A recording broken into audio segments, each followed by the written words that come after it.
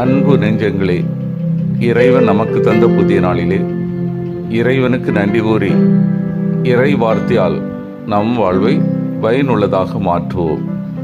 இறைவன் நம் அனைவரை நிறைவாக ஆசீர்வதித்து பாதுகாத்து வழி நடத்துவாராக. இன்றைய நற்செய்தி வாசக சிந்தனை, மனமாறி நோன்பின் மேன்மையை ஏற்று வாழ்வோம். மத்தேயு நற்செய்தி நூல் பிரிவு 6, இறை சொற்றொடர்கள் 1 முதல் 6 மற்றும் 16 முதல் 18 முடிய. அன்பார்ந்தவர்களே, இன்று நம் நெற்றியில் பூசப்படுகின்ற சாம்பல் ஒன்றுமில்லாமையின் அடையாளம்.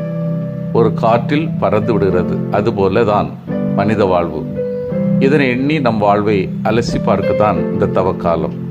இதை எப்படி அலசி ஆராய்வது என்பதற்காகத்தான் இயேசு நோன்பு, இறைவேண்டல், உதவி இவற்றில் ஈடுபட வேண்டும் என்று அழைக்கிறார். விவிலியத்தில் சாம்பலை துக்கத்தின் அடையாளமாகவும் பயன்படுத்தினார்கள் என்பது விவிலிய ஆசிரியர்களின் கருத்து. எவ்வாறென்றால், தாமார் மற்றும் மொர்தெகாய் தங்கள் துக்கத்தை வெளிப்படுத்த தன் மீது சாம்பலை பூசுகின்றார்கள். இந்த தவக்காலங்களில் தன்னை ஆணவத்தோடு காட்டாமல் தன் குற்றங்களை எண்ணி அன்போடு செயல்பட வேண்டுமென்று இயேசு கூறுகின்றார். சாம்பல் மனம் திரும்புவதற்கு அடையாளமாகவும் விவிலியத்தில் பயன்படுத்துகின்றார்கள். நினிவே மக்கள் தங்கள் பாவ வாழ்விலிருந்து வெளிவந்ததற்கு அடையாளமாக சாம்பலில் அமர்கின்றார்கள். நாம் நம் வாழ்வில் ஒரு மாற்று வழியை இவற்றின் வழியாக எடுக்க, ஒன்றுமில்லாமல் இந்த உலகத்தில் பிறந்த நாம் ஒன்றுமில்லாதவருக்குள் செல்வதற்கு எதற்காக இந்த ஆணவம் என்று சிந்திக்க இந்த வழிபாடு அழைக்கிறது. நாம் இவற்றை கொண்டு வந்தோம், எவற்றையெல்லாம் ஒன்றுமில்லாத மண்ணிற்குள் எடுத்து செல்லப் போகிறோம். சிந்திப்போம். தவக்காலத்தை துவங்கும் இந்த புனிதமான நாளிலே நம்மை நாம் சீர்தூக்கி பார்க்க திரு அவை அழைக்கின்றது. இந்த அருளின் காலத்தை கடவுளின் கொடையாகவும் அவரின் பேரிரக்கத்தின் பரிசாகவும் ஏற்றுக்கொள்வோம். கிறிஸ்துவின் பாடுகளை நம் கண்முன் வைத்து நம் பாவங்களுக்கு மன்னிப்பையும் பரிகாரத்தை செய்ய முயற்சிப்போம். அதற்கு நம்மை தகுதியாக்கி கொள்ள நாம் 3 பண்புகளை மனதில் கொண்டு செயல்பட வேண்டும். 1. ஈதல். தர்மம் சாவின்று நம்மை காப்பாற்றும், எல்லா பாவத்தின்றும் நம்மை தூய்மையாக்கும், தர்மம் செய்வோரின் வாழ்வை நிறைவுள்ளதாக்கும். தோபித் 12:9. ஈதல் நாம் பிறரன்பில் வாழ்ந்திட நம்மை அழைக்கின்றது. என்று கேட்பவனுக்கு கொடுப்பது மட்டுமன்று, நாமே வழி சென்று வறியவரை தேடி கொடுப்பதனால் மட்டுமே இது முழுமை பெறும். 2. ஜெபித்தல்.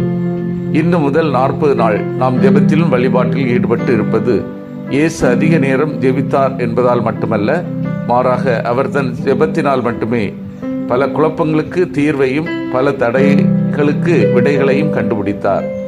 இறுதியாக கடைசி மூச்சு வரை இறை திருவுளத்தை நிறைவேற்ற அவரே தடுமாறிய நிலையிலும் கெத்செமனி தோட்டத்தில் அவர் செய்த ஜெபம்தான் அவரை உறுதிப்படுத்தியது.